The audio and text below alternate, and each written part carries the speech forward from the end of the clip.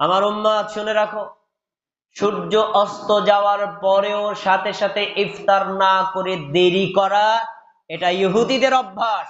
দেরি করা এটা খ্রিস্টানদের অভ্যাস। তুমিও যদি দেরি করো তাহলে তুমি মুসলিম হয়ে তোমার কর্ম ইহুদির মতো হয়, খ্রিস্টানের মতো হয়। আমার মা, আমার নিজের আপন মার কথা বলছি। মা ইফতারের আগে রান্নাঘরে চুলায় ইফতার গুলো রান্না করতেছে, কিছু রান্না এখনো বাকি আছে, এদিক দিয়ে আজান দিয়ে ফেলছে। মা, ইফতার করবেন না? আরে বেটা চুপ থাক, সারাদিন থাকতে পারছি 5 মিনিট, আর মইরা যাবো, এইটু গুজগাছ করে নি, তারপর ইফতার করলাম। এমন মা কি আপনাদের আমাদের আছে না? না, মার কথা ঠিক আছে, 5 মিনিটে মা মরবে না, কিন্তু মা এই 5 মিনিট দেরি করলে পুরো মুসলিম জাতির অকল্যাণ হবে, এটা হাদিস দ্বারা প্রমাণ। কি বোঝাতে চাইলেন? আমি আপনাদের একটা প্রশ্ন করি, উত্তর দিবেন, তাহলে বুঝতে সহজ হবে। বর্তমান পৃথিবীতে যতগুলো ধর্ম আছে, ইসলাম, খ্রিস্টান, ইহুদি, অগ্নিপূজক, হিন্দু, বৌদ্ধ, যে সকল ধর্মগুলো আছে, বলেন তো কোন ধর্মের পাওয়ার শক্তি সবচেয়ে বেশি?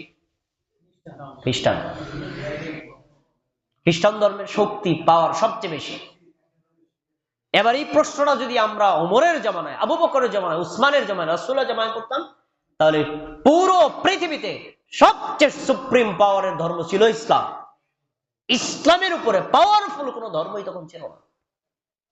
আজকে খ্রিস্টান ধর্ম শক্তিশালী, ইসলাম পরাভূত, মুসলমানরা মায়ের খায়, মুসলমানরা মাজলুম, মুসলমানদের পক্ষে কথা বলার কোন লোক নাই, মুসলমানরা নির্যাতিত, অবহেলিত, নিগৃহীত। কারো এই একটাই, দেরি করে ইফতার করেছে।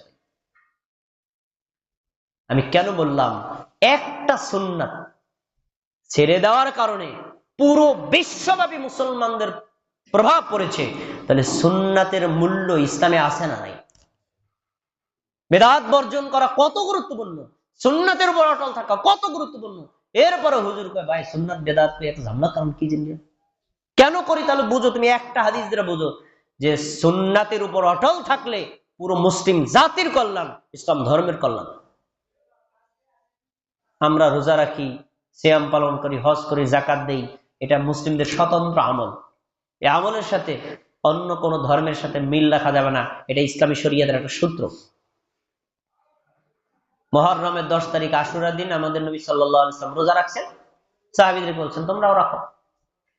সাহাবীরা জিজ্ঞেস করছেন, আল্লাহ রাসূল, আপনি না নিজে আমাদেরকে শিক্ষা দিচ্ছেন আমলের ক্ষেত্রে ইহুদির মতো করা যাবে না, আমলের মতো খ্রিস্টানের মতো করা যাবে না, আমল কখনো অন্য কোনো ধর্মের অবলম্বনদের মতো করা যাবে না, তো আপনি যে রোজা রাখছেন এটা তো ইহুদিরাও রাখে, এই রোজা তো খ্রিস্টানও রাখে, আমরাও যদি রাখি, তারা আমরা পার্থক্য কি? রাসূলুল্লাহ সাল্লাল্লাহু আলাইহি ওয়াসাল্লাম বললেন, তারা আর আমার মধ্যে পার্থক্য আছে, তারা একদিন রোজা রাখে, শুধু মুহররমের 10 তারিখ, আমরা 9 তারিখও রাখবো, 10 তারিখও রাখবো, তারা রাখে একটা, আমরা রাখে দুইটা। পার্থক্য হয়েছে নাকি হয় নাই?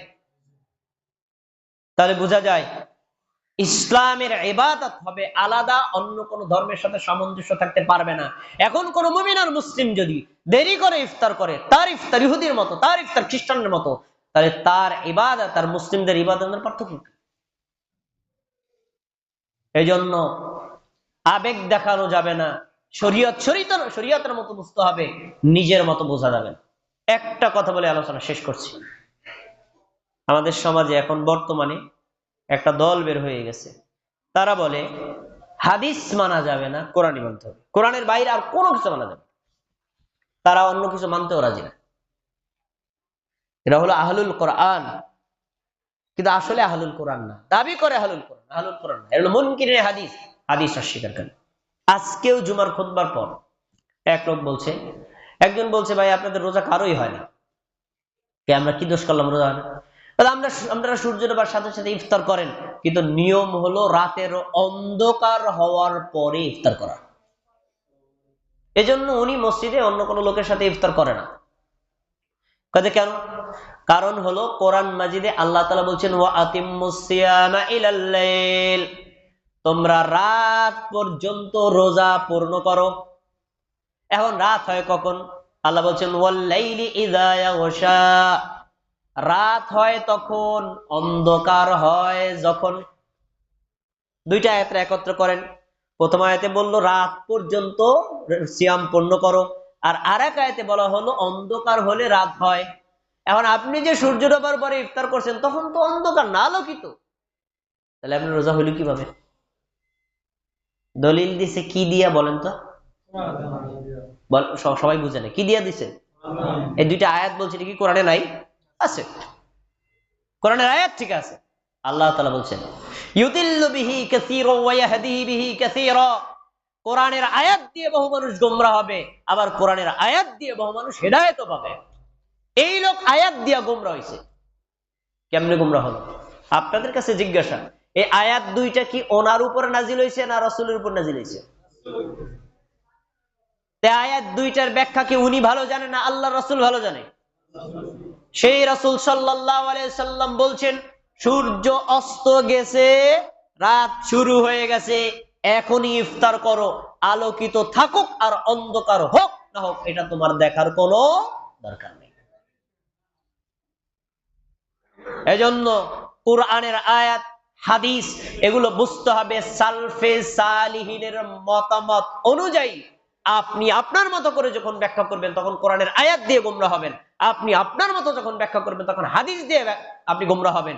এজন্য কুরআনের আয়াত এবং হাদিসকে বুঝতে হবে বিফাহমি সালাফিস সালিহিন, সালফে সালিহিনের বুঝ অনুযায়ী, তারা যেভাবে বুঝছেন আপনাকে ওইভাবে বুঝতে হবে। তার থেকে কাউন্টার দিলে আপনি উল্টা দিকে ডাইভার্ট হবেন। এজন্য ইফতারের ব্যাপারে আমাদের সতর্ক থাকতে হবে যে আমরা যদিও এটা সুন্নাহ আমল, কিন্তু ইফতার তাড়াতাড়ি করব। ভাইয়েরা আমার, রমজান মাসে ক্ষমা পেতে চাইলে আরেকটি কাজ আপনাকে করতে হবে, আল্লাহর কাছে বেশি বেশি তাওবা ইস্তেগফার করা। নেক আমলের মাধ্যমে আল্লাহ গুনাহ ক্ষমা করেন, এগুলো হলো ছোট গুনাহ।